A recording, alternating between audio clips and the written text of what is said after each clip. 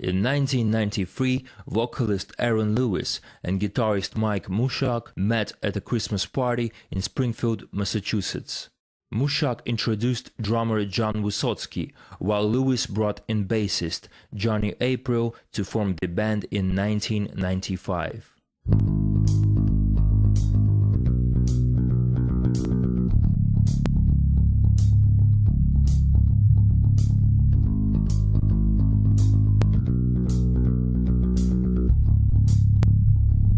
Estén is one of most successful nu metal bands and one of few that was still successful on the mainstream scene even after nu metal movement met its demise.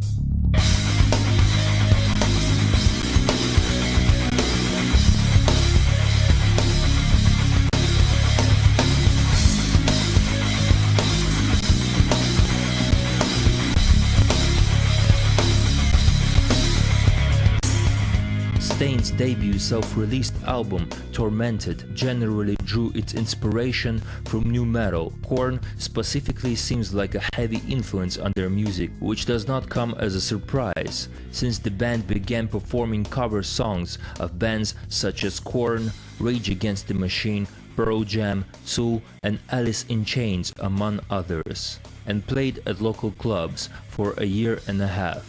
In October 1997, Estén acquired a concert slot through Aaron's cousin Justin Cantor with Limp Bizkit. Just prior to the performance, Limp Bizkit frontman Fred Durst was appalled by Estén's grotesque album cover and unsuccessfully attempted to remove them from the bill. Durst thought that Estén were theistic Satanists. After being persuaded to let Estén perform, Durst was impressed with their set. In fact, Durst was so impressed that he signed them to Flip Records by February 1998. On April 13, 1999, Estén released its major label debut, Dysfunction, on Flip Records.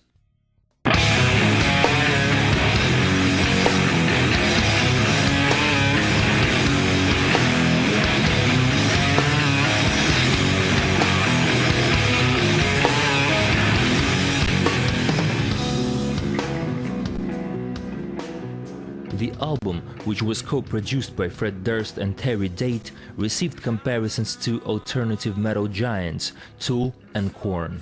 In particular, Aaron Lewis was praised for his vocals, which were likened to those of Pearl Jam's Eddie Vedder. During the recording of the album, Fred Durst has suggested that Aaron should focus more on his singing rather than on aggressive vocals, which resulted in a more light album than the band initially intended.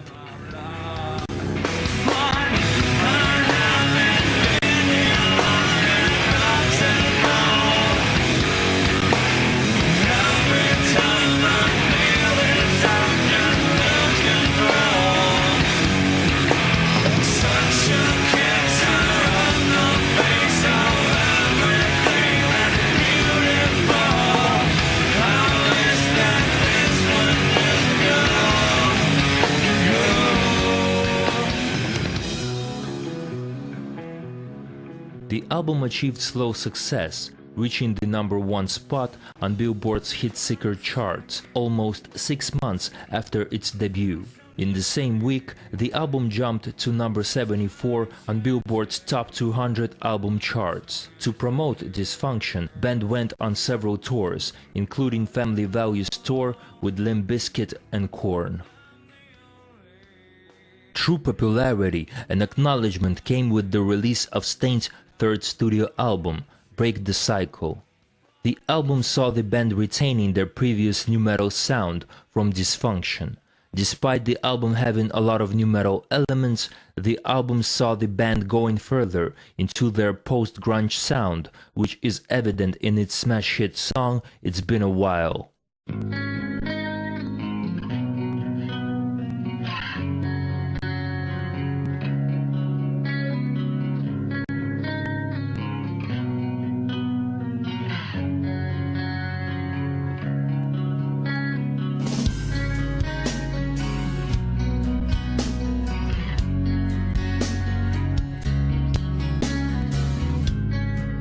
The song led critics to compare the band to several of other post-grunge bands at the time. It is this softer side of the band that drew mainstream attention to their music. Thanks to the success of their first single, It's Been a While, the album debuted at number 1 on Billboard's Top 200 album charts, selling 716,000 albums in its first week. The album's first week sales were the second highest of any album that year. Important to note that the song was not originally written by Staind, but by Aaron Lewis and his previous band J-Cat, with minor changes in lyrics and musical arrangement.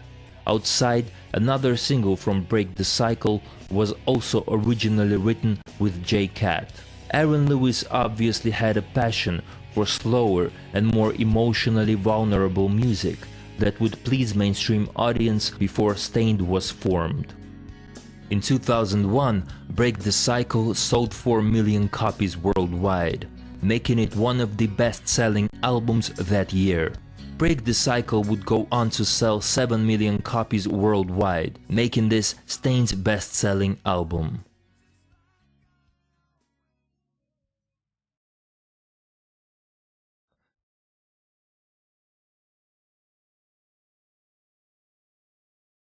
"14 Shades of Grey" sold 2 million albums and debuted at number 1 on the Billboard 200.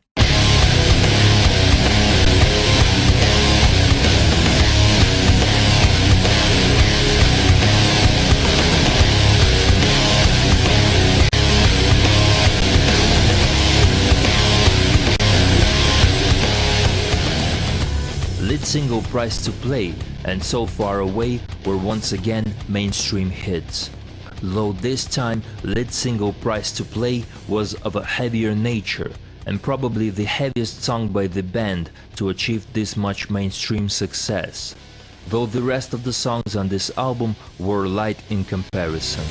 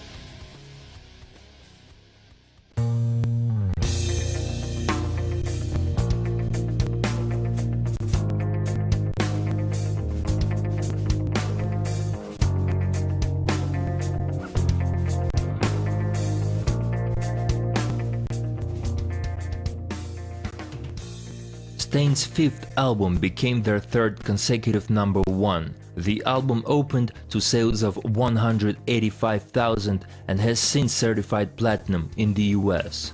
The first single right here was the biggest success from the album, garnering much mainstream radio play and peaking at number 1 on the mainstream rock chart. The overall feel of the album's sound was far from where the band began with their debut release. The band took on more of a hard rock ballad approach to their music. This approach went even further with their next effort, The Illusion of Progress, which is their least heavy album to date.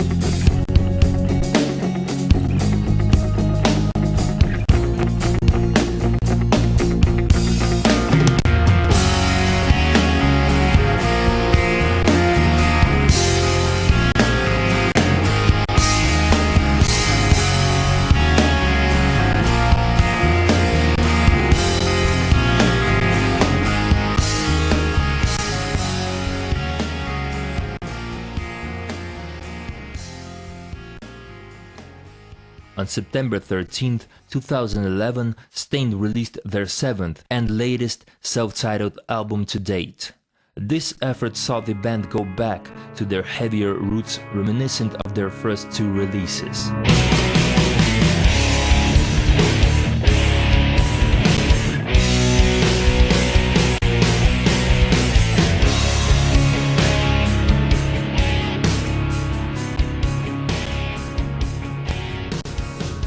The album debuted at number 5 on the Billboard 200, with first week sales of 47,000 copies, making it the 5th consecutive top 5 album for the band.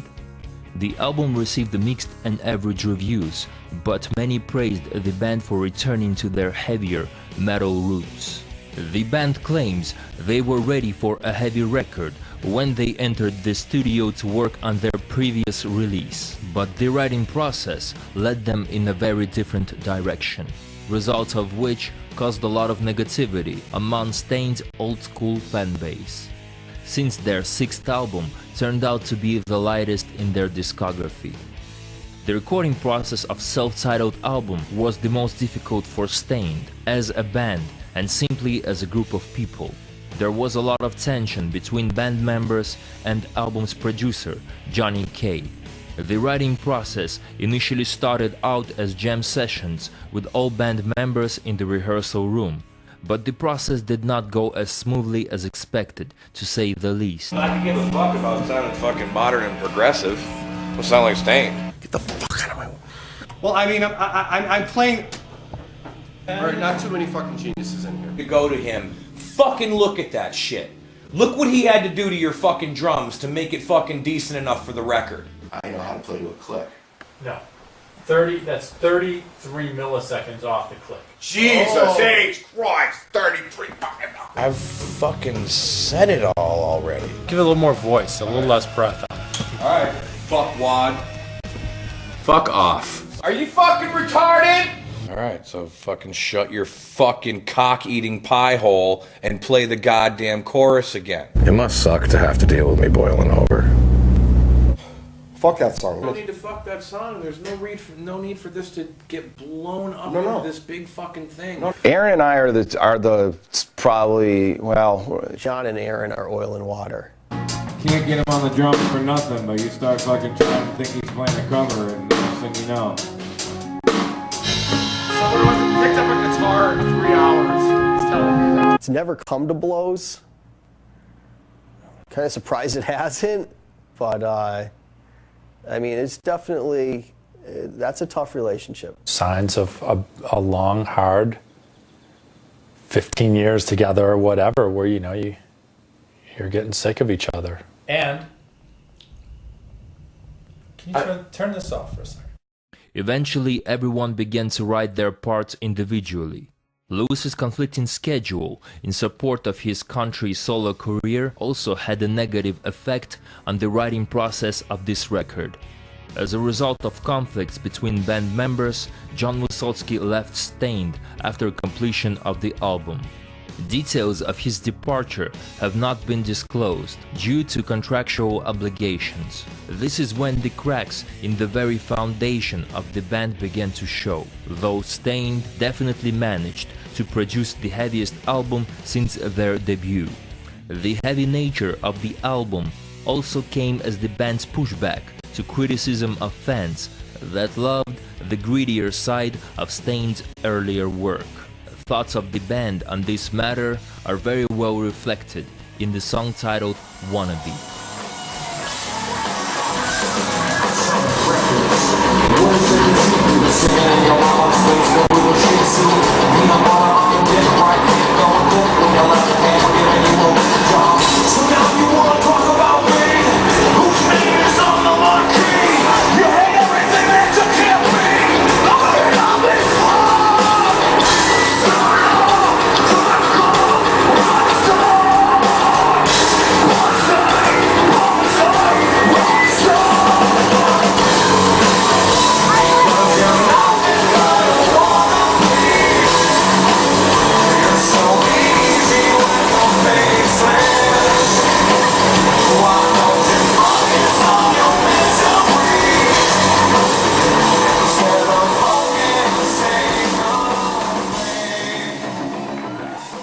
once again, we have a band that drifted away from their nu metal beginnings with time, though Staind have shown signs of altering their sound quite early into their career. So when I think of nu metal, Staind is not the first band that comes to mind. Most of the success they have achieved comes from their radio-friendly efforts. And perhaps that is why Staind have retained their success as long as they have, while many other nu metal bands failed to do the same. As of late 2014, Staind are on hiatus, with Aaron Lewis focusing on his solo career as a country singer and Mike Mushak forming a side project, Saint Asonia, with former 3 Days Grace singer Adam Gontier. The future of Staind is uncertain at this point, but all members of the band have mentioned on several occasions that there is a possibility of another Staind album.